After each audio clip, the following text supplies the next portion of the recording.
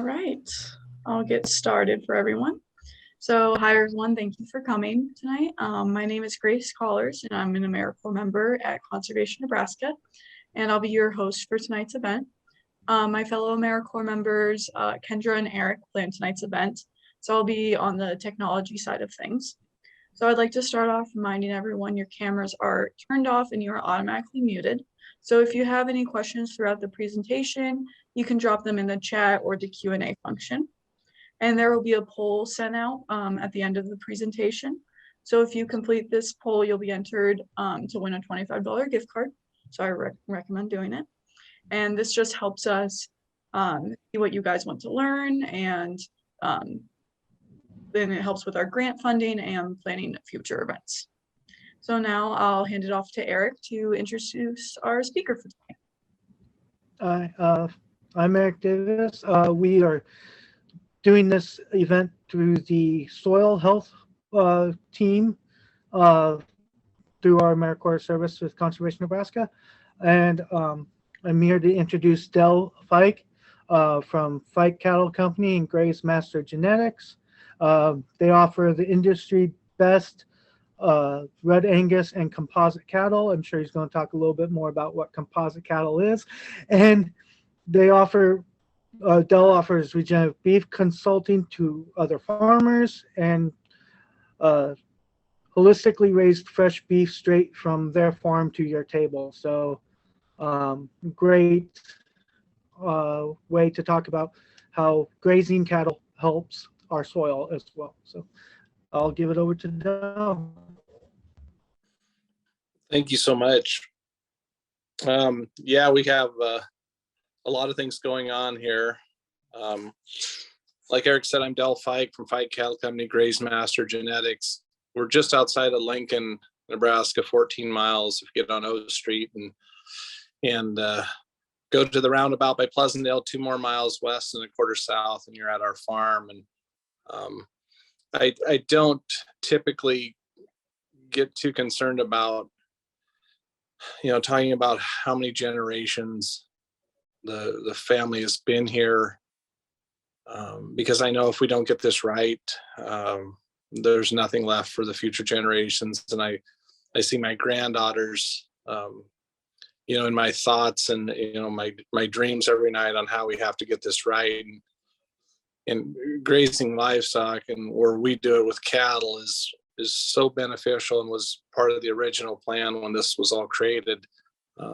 It's so beneficial to get this right, to build soil and to build, a healthy meat product or healthy food system. And, it all goes hand in hand from, like I said, the soil health to carbon sequestration that we're heavily involved with here, to thinking about, the emissions and how we do things different. So this picture that we're starting out with is, a pretty standard picture of me. I jokingly said to somebody the other day, I said, I think I got to be the person that's pictured sniffing the soil more than anybody else I've ever come across. And sniffing the soil or really starting to understand and touch that is where we start our healing and where we start getting things right. I'm a firm believer that if we get the soil right, we change all of society. Everything starts to get better, and environment and our cultures and abuse and everything, because we're busy and we all have a purpose and we're touching the soil that, and healthy soil has those healthy microbes, just like in our stomach and things like that. So it's really cool when we think about it. It all starts right below our feet, and it's far more important below our feet than it is, on top of that soil where we think all the activity is and all the decisions are made. So you can go to the next slide. So yeah, like I was saying, we're just 14 miles west of Lincoln. We lie about 4 miles east of the Ogallala Aquifer. So we are not irrigated. We have very little groundwater. It's a beautiful, beautiful part of the world to live in. I've got to travel all over the world and certainly every state, and Canada, Mexico, and on a lot of different deals. And, when I come home, I think, this is pretty good. And what we're trying to do, makes me feel even better. We have disadvantages just like now with the drought coming on and seeming to have more of a grip each day. It'd sure be nice if we had some water, if we had our streams were still running like they normally do, and our ponds were all completely full. That kind of brings me into, why we created the Graze Master breed. And as you see at the bottom of that, our biggest well pumps 15 gallons per minute. So we've got a big chocolate lab. He weighs about 170 pounds. On a hot day, he can dang near take all the water away from one of those hydrants if he's super thirsty. So we with everything in mind that we struggled with, or what we had to try to prevail, through or over, the Graze Master breed of cattle we trademarked in 2015. And that was really a process that started in 1984, and building a lot of composites, different breeds of cattle, genetics mixed together, if you would want to call it that. And so we became a proving ground for a lot of things that didn't work and some things that did, which moved us to how we trademarked the Graze Master with a breed that's comprised of Hereford, Red Angus, Simmental, and Aubrac. Each one of those breeds complements the other breed. Each one of those breeds does something really well that the other breeds don't. And ironically, when we did our testing years ago, we knew we were in a limited water supply deal. And the Linus Simmental genetics, which is mind-blowing because they're kind of just basically an old dairy breed from Switzerland, they took the least amount of water. My dad was still alive then, and he measured or monitored the water for each of these breeds in pens for several months. And so ironically, that breed came to the top, and that line, most likely it's more in the line than the breed, but really made these cattle start going in a different direction. So we knew that this combination could work any place in the world. And, we've had a chance to build a lot of different Graze Master type breeds for people, but it's always a premise of what works, with Mother Nature, how it's really balanced or in sync with Mother Nature. And is it profitable? And, are the cattle super healthy? We don't give any shots, no vaccines. We do not pour for lice or worms or anything like that. They're 100% all natural cattle now, which is pretty much way different than it was even 15 years ago. So we kind of took the bull by the horns and made these cattle work in our environment, and then helped other people really see how they can make them more money, be more profitable as far as in a really natural based system. Next slide, please. So our journey is a crazy one. At one time, and that ended in 1999 after a series of back problems, multiple surgeries that I ended up having. Went from 7,000 acres to just over 400. I think we're like 480 acres right now. What we got to see is, we reduced our inputs. We started to really think about the soil and the rebuilding of the soil. All the soil in the world is basically on life support in one way, shape, or form. And we got to see when we started to really improve the soil, how our profitability went up and how nature really got into balance. We started our intensive grazing where we could. It's not always something we can do, but normally we're putting up portable fence and taking it down every day to move the herd into smaller paddocks where they can do some non-selective grazing, meaning they're eating 50% of everything that we put out there or that's out there for plants and things like that. So we do not have a weed problem anymore. because these cattle go in and they are really non-selective. And so we've eliminated chemicals and any synthetic fertilizer or anything like that, on these pasture lands. And of course, then fitting in with the right genetics that we've built has been a plus for not only our program, but for the people that are buying our meat product. And they love to come out and see how these cattle look, the beautiful environment they're in. They're, like I said, really in sync with nature. And so through that whole deal in building the meat side of it, we gained a large family. And my family was always very in tune with the needs of community and knew how important that if we build community or help community, how it helps each other. Agriculture's kind of lost that over the last 50 or 70 years. My grandfather said the day the horses left and the tractor came was the day we replaced community with competition.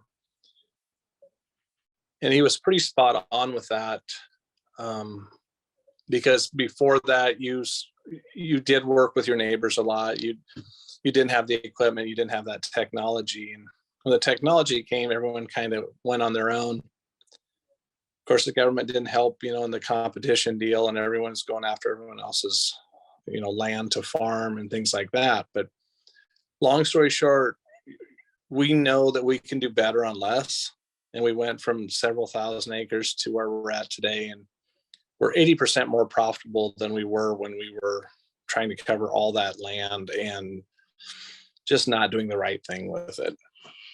Next slide, please.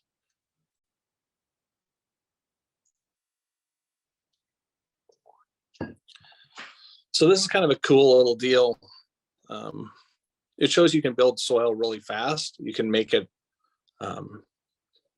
you can really regenerate that soil in a hurry if you concentrate on it. This is a field that the NRCS did a bunch of testing on. And in a decade, we went from 2.6 to 6.9% organic matter. And we're actually higher than that now. That land or that field calls for no additional inputs. So we've utilized cover crops and intensive animal grazing and things like that to really build that soil. Of course, eliminating fertilizer, synthetic fertilizer. If we do use any nitrogen, we use hydrolyzed fish. And then the whole, pulling back as much as we can on the chemicals and really relying on the cover crops to suppress those weeds and to go plant right into that soil or into that seed bed. So this is just one field on our farm. And certainly we're not this way on all of it. But we know we can do it, and we know we can do it any place in the world, at least to a certain extent. Some places don't get as much rain as we do, some get a lot more. But we know that we can do this any place in the world. Ironically, when you talk to people, and we've been at this 10 or 12 years on the soil health side, and talking to a lot of people, they just can't grasp that they can do anything different, for one thing, but they can't grasp that they can do it on their own land, or it can't be done with what they've got. And a great example is there was a guy from the United Kingdom's talked to me for years and he was so against everything I was talking about, yet he kept calling and he'd just really get mad at me and basically tell me to go to hell every time we talked. And one day I was walking across the place and this rental looking car comes driving in, and it's this guy. He flew over here, gets his rental car, drives from Omaha. He's like, I want to see this. He said, I think you're lying to me. And I said, no, that's great. Let's go down and take a look at this. And because he's still like chewing me out, like it can't be done, blah, blah, blah. I'm a liar.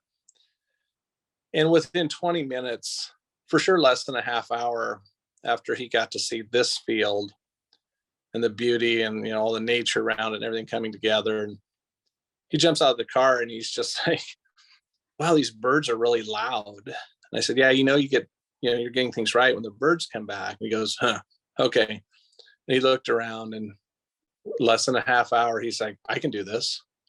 Jumps in his car, didn't say thank you, didn't say goodbye, drives up the road. So what the ears can't hear, the eyes can't deny. And we can tell people this works. And most of my clientele are conventional farmers that it's not an easy deal to sell to them because they're pretty much caught in that system. They equate it to, farmers and ranchers suffer from the Stockholm syndrome. We become friends with our captors. And so when these people, when we're talking to them, they don't think they can do anything different. They don't even really want to try, yet they know deep down that they're not doing good things for the soil. They're not doing the right things. And their future generations, lie in harm's way if they don't do it right. So it's really an uphill struggle on the consulting side, which is a huge part of what we do every day. But, we'll never run out of people because 99% of agriculture doesn't believe or, they're not doing what we're doing here. So we have a lot of people to choose from, but it's not the easiest group to talk to. You just kind of have to keep at it. Next slide, please. So when we think about healthy soil, there's a lot of different ways to measure that. In an area where there's a fair amount of moisture and the soil is, not super thin, it's really starting to be developed.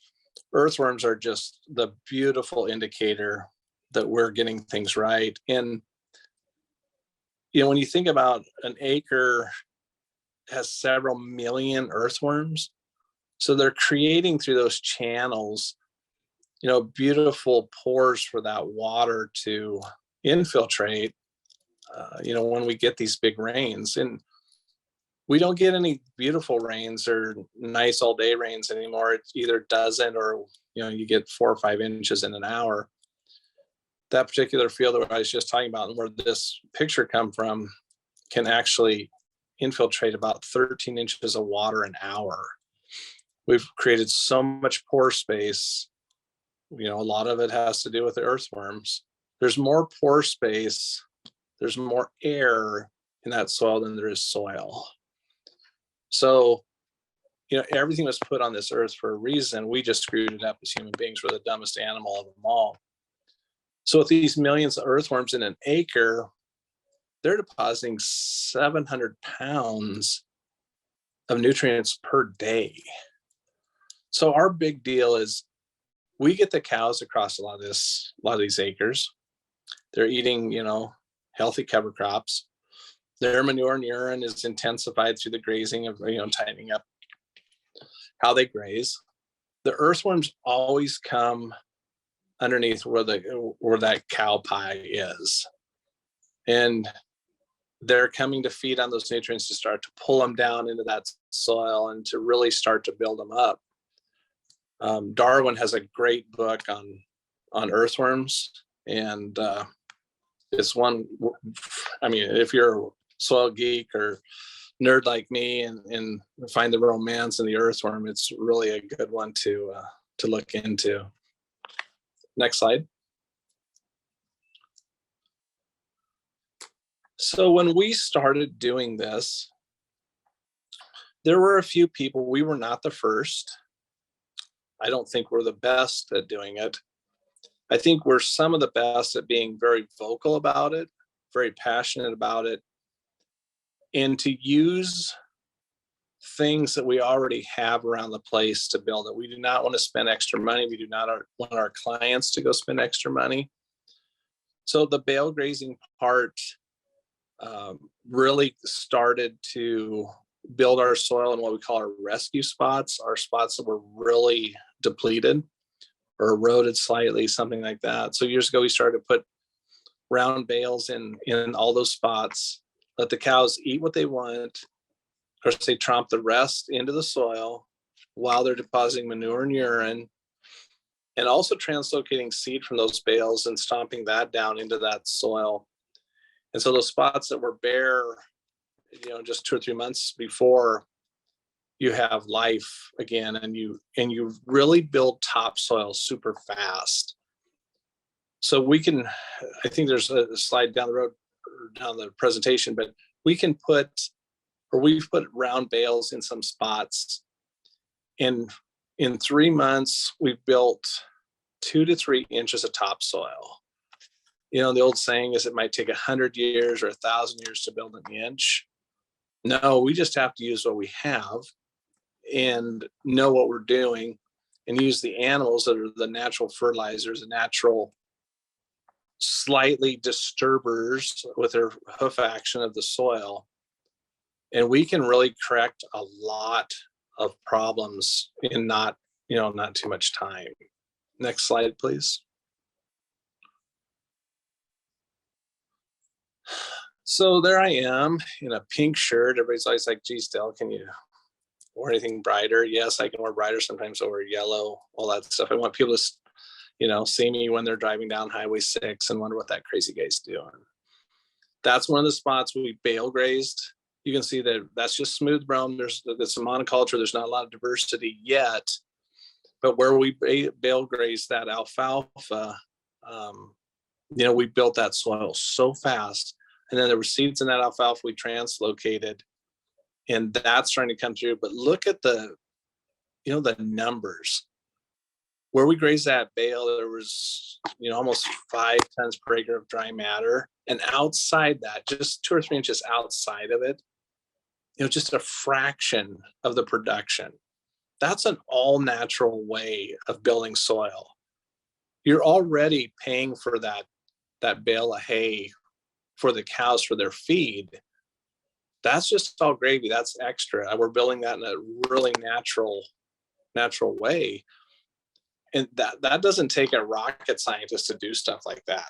It just takes that connection with nature and that understanding that everything's been presented to us.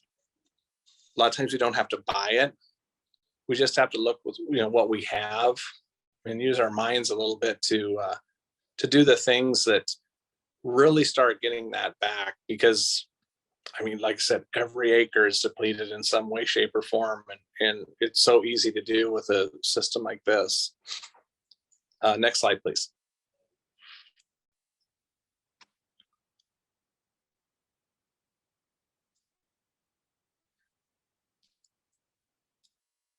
Go back one. And I went through this really fast. We can talk on stuff when I get finished. We try a lot of different things to make things better, not just for us, but for our customers. And the picture on the left-hand side is a spot where we had applied a nutrient type feed. It was a liquid type deal. It wasn't a biological, it was really a plant type food. You can see right where we stopped applying that. It's nice and green where we put it on, way more alfalfa, things like that. And, it's all natural. It's really getting things going. And we do a lot of mixing of things like that, cost effectively. And, also to really start building that base to sequester carbon, which we're involved with a couple different carbon programs. And I spent some time getting to travel around for a carbon company years ago. And, there's still a lot of skeptical people about it. But, anytime we're sequestering carbon, we're making that air better. Even though the carbon in the air isn't a huge percentage, nitrogen and oxygen have way more higher percentages in this. We start to mitigate the things we've done wrong. And we also show the importance of what carbon does for the soil. The blackness in the soil is carbon being, put back in there. And so we have to always be thinking not just of this farm, and not the whole premise of feeding the world either. It's more of we have to educate the world how they can feed themselves and do a better job with the soil in their areas. If it's, helping them build their own breed of cattle or multi-species grazing, or if it's, finding things that are cost effective that can really get a quick shot in the arm to make it better for people. This stuff is all evolving so fast every day, but in a lot of ways, all this has already been done. In the early 1800s, they're using cover crops on the East Coast because they had depleted the soil through, logging and excessive farming and things like that. So when we can start thinking about how the soil needs to be treated, by, not tilling it, and by giving it the things that it needs, or even just unlocking, the microbes that are kind of asleep because we've beat them up for decades, give them that little nudge, and so they can understand and start to see that, hey, they're valuable in that soil. They come alive. That soil becomes more profitable. That's great. But the whole system, gets the advantage of, we're making it better.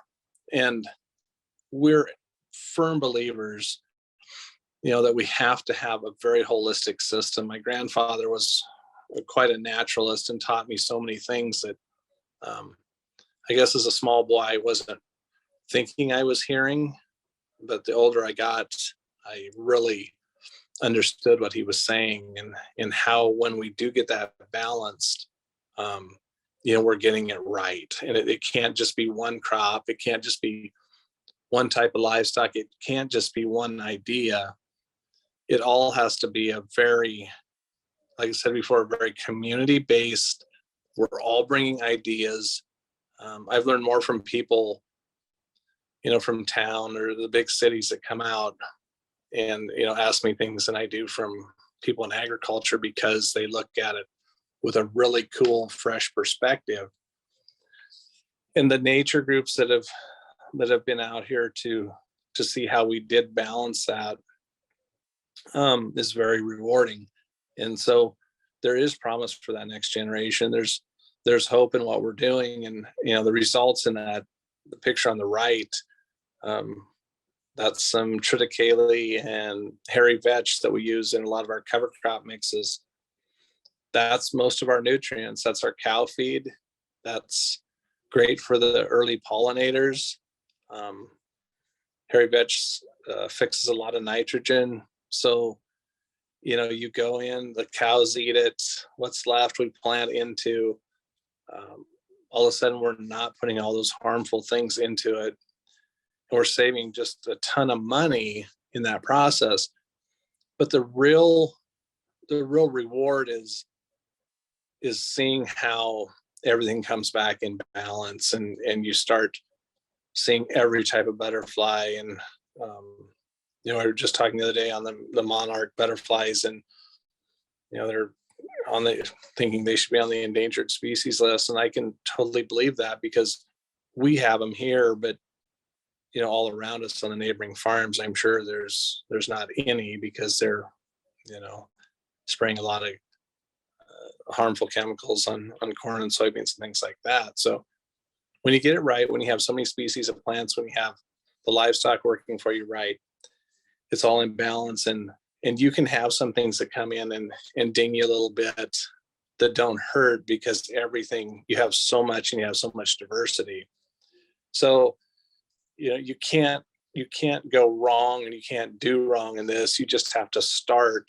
And everyone's got such a beautiful ability to lend knowledge to programs like this, and to getting the word out. And a lot of times people will say, well, what's your best client? And I'm like, I don't know if it's my best client, but the best person to listen to is somebody that has one tomato plant in a pot, like on their back porch or on their, whatever, in an apartment, because they're touching that soil. They have a true understanding of, how important that soil is and all the characteristics, because they have one plant. They don't have a lot of chances. They're trying to really make that one plant super good, and like I say, they're touching the soil, they're exchanging those good vibes back and forth. And I turned out to be a crazy gardener, but 5 or 6 years ago, when I started gardening, thinking I farmed, I know all this, I didn't raise a very good garden. It was like lots of weeds and grass, and it looked horrible. And And now my garden is my refuge. It's an overgrown jungle of a lot of things growing, but like I say, the balance is there, and we can take those small plots and equate it to, very, very large acreages and the success that lies within those acreages. So this is scalable, what we do. This is good for what we really believe in, and that's the people, our neighbors, everyone that buys meat from us, everyone that comes out. Everybody is, automatically family.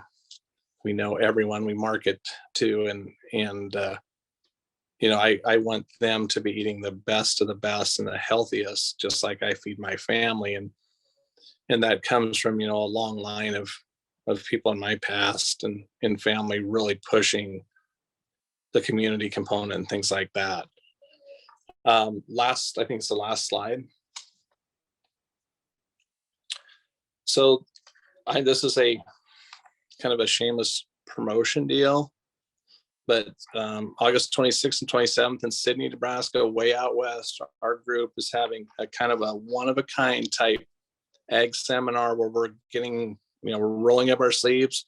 We got like 10 speakers, doing some roundtable discussions, doing some community building. How are we going to make this all better? And we want everyone to attend. If it's bankers, if it's naturalists, if it's, farmers, ranchers, the people in the cities, this is the event that we hope that we can continue to do for a long time. And it's different because we're not just focused on soil health. Yes, we will talk a lot about that, but we will also talk about how did we lose the good function of farm and ranch families? How did that seep into the small towns and cities and kind of disrupt the whole culture deal? So this is just the information. Please share it. If you know of anybody that wants to come, we would love to have you. We're not having it in Kearney. We're not having it in Lincoln, where it's, tends to be a easier go in agriculture. We're taking it, and we want to do this every year, to areas where they are struggling. They might be struggling because the weather's even crazier there. They're struggling for a lot of different reasons. And just a quick side note, I'm old enough that I got to see the vibrancy of the small towns when I was a kid traveling with my dad. The 80s farm crisis changed the whole dichotomy of agriculture in the small towns and then the families. And my passion is that we could get this right. And before I die, I would love to see these small towns and the people in them and the people on the farms and ranches become healthier, and not just healthier as, let's stop doing all this crazy stuff, but healthier in the aspects of, our minds, and giving that hope to these people that, a lot of people are without hope. It's crazy times all the way around, but this is a really big deal. We don't have 60 years of harvest left, like, they're talking overseas. We probably have closer to 30. And, I've got to see places that when I was a kid that they said they'd never run out of water, that, now they have no water. And it's not going to be that we're going to run out super fast, but we are at some point, but it's going to be so polluted, we probably won't be able to use it. So we all have a stake in this. We all have a voice. Everyone has an opinion. And I love people to throw out their opinions because everyone's got something good to say. But if anyone can make it to this event, great, share it, whatever, we would totally appreciate it. And I know I cut this whole thing very, kind of fast tonight, but I would love to have questions if anyone has some.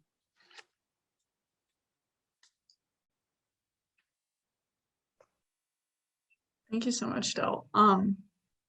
What time is this event? Is it like all day, both days, or is there certain times that you guys are open for it? So it's 2 to 5 on the 26th, and then I think it starts at 8 or 9 to 5, a whole day on that Saturday on the 27th. Tons of good food. We've got the best person in Western Nebraska doing all the food. We want to treat everyone super special. Everyone that's coming is just we're just going to be so excited. So yeah, you can go to our Graze Master website and find out more details, things like that. But loved it. Great. And yeah, guys, if you have any questions, you can drop them in the chat or the Q&A. I just released the feedback survey for everyone to fill out. Just 3 quick questions to see how you learned about the event and all of that. So we would appreciate responses. And yeah, I really liked the story about the guy flying into you because it didn't believe you. It's interesting. Yeah. And the earthworm segment was really interesting because like I grew up with a garden in the backyard, and my dad had worms always grossed me out. It's like, it'll get them away, but it's like they're good for the soil. Keep them there. Okay. Exactly.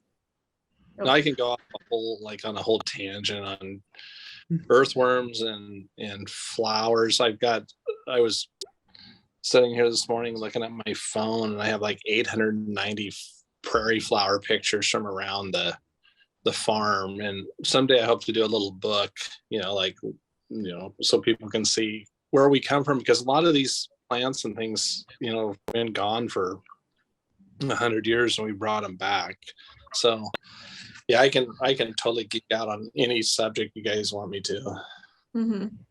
Yeah, especially with native, they're kind of making a comeback, Nebraska native plants, but hopefully we see growth. Sorry, Eric. No, I want to mention that I just looked at the speaker list that you have for that it looks amazing. I know about 4 of them. So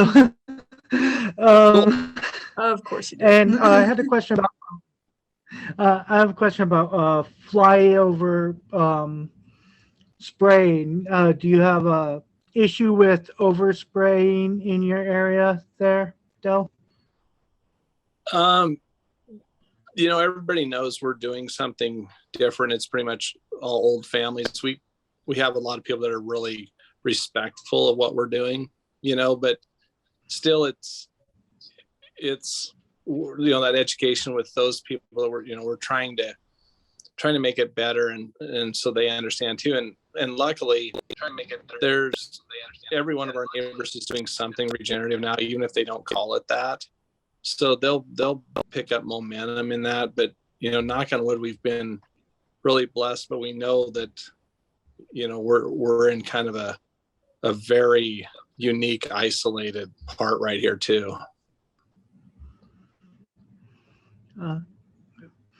Yeah, Pleasantdale is very tiny.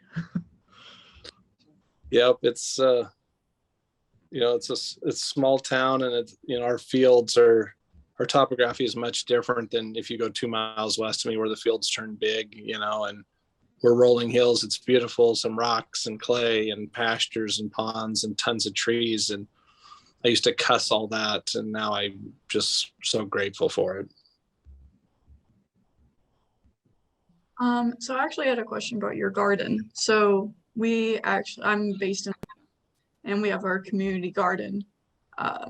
And so we have a bunch of veggies and some herbs planting there. But so what you do to fix your weeding problem? Use like organic pesticides for it, or? So we started to use cover crops in the fall. So we'll use a lot of rye or something like that, and have a pretty good stand of that we basically just and we just did this on part of it where we kind of flattened it out. The other part that we found a ton of success in was doing a lasagna garden, where we no-tilled it. We didn't till the soil to start with. We put my son has a lot of free-range chickens. We took some of that manure out of the little building and put it down. Then we put cardboard and then old dry cattle manure on top of the cardboard. And so then when we planted everything, we just poked through that cardboard.